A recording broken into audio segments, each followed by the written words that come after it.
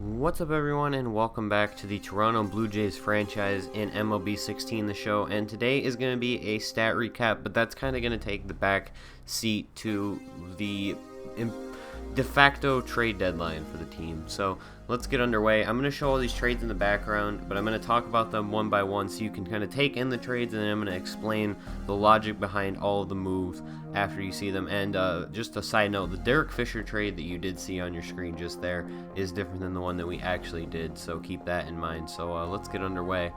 Our first trade was we traded Gavin Floyd for Braxton Davidson, a left-handed outfielder for our organization, and I really just wanted to get a value out of Gavin Floyd. I wanted to clear the money off the books because I planned on trading for a starter in the trade deadline, and even if we didn't, we had R.A. Dickey, and I didn't need Gavin Floyd at this point. Even though he was in the starting rotation for most of the year, he kind of had in-between stats that weren't really anything super special that I absolutely needed to keep on the team.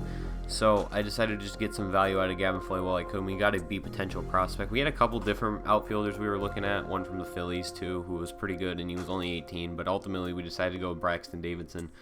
So our next trade was we traded Jason Birkin, a starting pitcher, Daniel Schlereth, a relief pitcher, and Melky Mesa, a center fielder. All guys who were in their late 20s or early 30s and were signed for several years at sometimes $1 million contracts, and we just wanted to get rid of them so we had the flexibility in the future, given all the contracts that are going to be up in the next few years. And we traded them for a different trade than the Derek Fisher one that you saw on the screen, but I didn't get the footage of the actual Derek Fisher trade because I was just going through the trade finder and I accidentally accepted it, because I had to redo these trades from the first time that I had them recorded. So the trade ended up being for Derek Fisher, the outfielder, and the catcher Tyler Heineman and Chris Cotton, both of whom I'd like to keep on board just for organizational depth because catcher is a kind of weak position for us.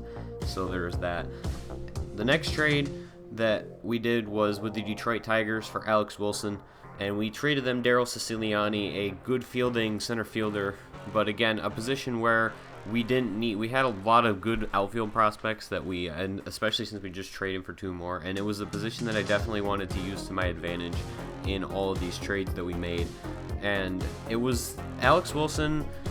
So Detroit, I wanted to do trades with teams that would realistically give up these players, so I went for teams that were not in the playoff hunt, and Detroit was the one exception to that. But the reason that Alex Wilson was an interesting target is because he was demoted to AAA by the Tigers despite having a very good season, because they brought in another relief pitcher. For some reason, they just promoted him, and they demoted Alex Wilson to AAA, and I thought it would be a very realistic thing that if they demoted him and we traded for him, that it would make a whole lot of sense. I wanted to keep these trades as realistic as possible because I wanted to be able to see, I didn't want to take a team that was in first place in their division or in our own division and just completely rob them of a player that was integral to their success. So we needed another middle reliever. I was not happy with Chad Jenkins for most of the year because he had a pretty decent ERA, but he had a walk rate of over 3 per 9, and he's still in our organization. He's just been demoted along with Jesse Chavez because of the moves that we make at this trade deadline, it's not the actual trade deadline, it's the All-Star game or All-Star break, because there's a reason that I'm going to get into after that.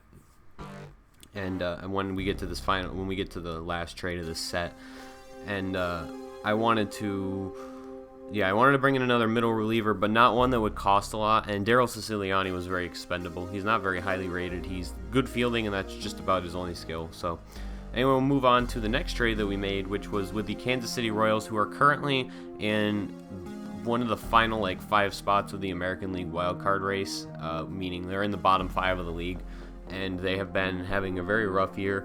And this trade, originally I wanted to try and get Wade Davis, but I figured that he would be mad not being a closer, so we ended up settling for Kelvin Herrera, and we surrendered pitching prospect Jonathan Harris, who has a B potential, Matt Dominguez, who has a B potential, although he is 26, and Michael Saunders, who is a depth outfielder for us, and we just wanted to get his money off the books. And the 2 prospects that we did give up figured to be enough for Kelvin Herrera, as he will move into the setup role with Drew Storen. Drew Storen will kind of move to our secondary setup role. Drew Storen's had a good season, but you can never have too many bullpen arms when you're in a pennant race. And I actually tried to get another.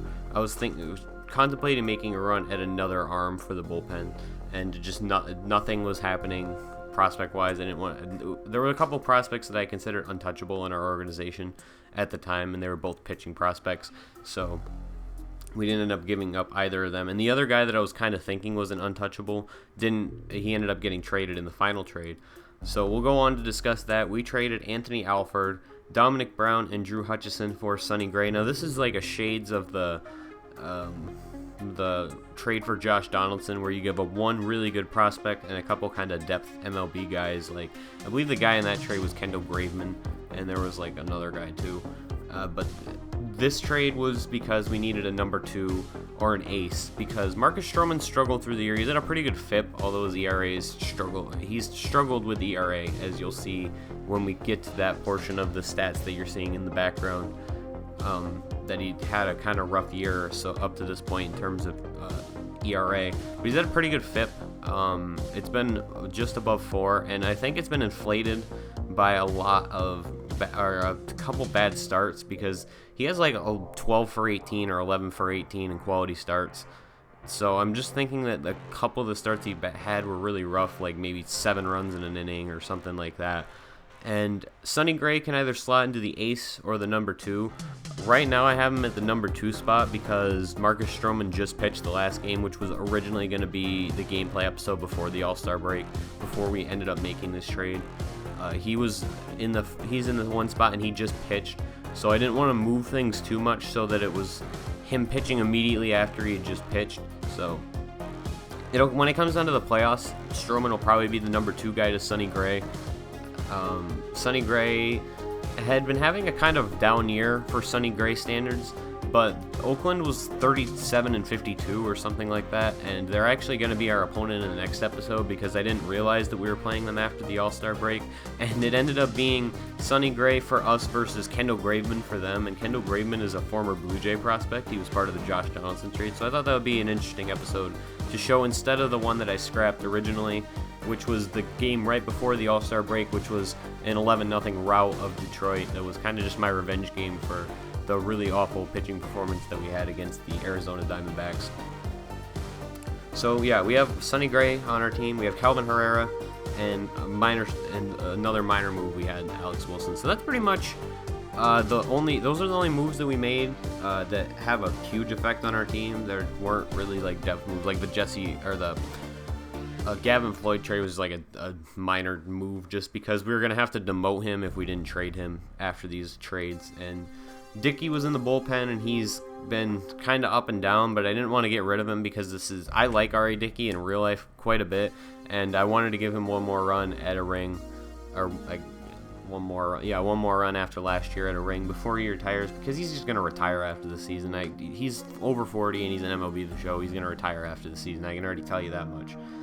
So I wanted to keep him on the roster, and Gavin Floyd was going to be our casualty if not. And he's on a 1-year contract for $4 million, so I just wanted to clear up the money as well as get some value out of him, since he wasn't going to be back next season with us, and I could use the money for the Bautista and Encarnacion extensions, or down the road I need to give Josh Donaldson, Marcus Stroman, and Sonny Gray is actually only on a 1-year contract as well. And I understand that he has like arbitration and stuff, but those guys are going to want huge pay bumps in the future, so I want to keep my books open for that, and I can feel that there's going to be a couple trades coming down the road with maybe some big pieces to accommodate for that, depending on how much budget we gain.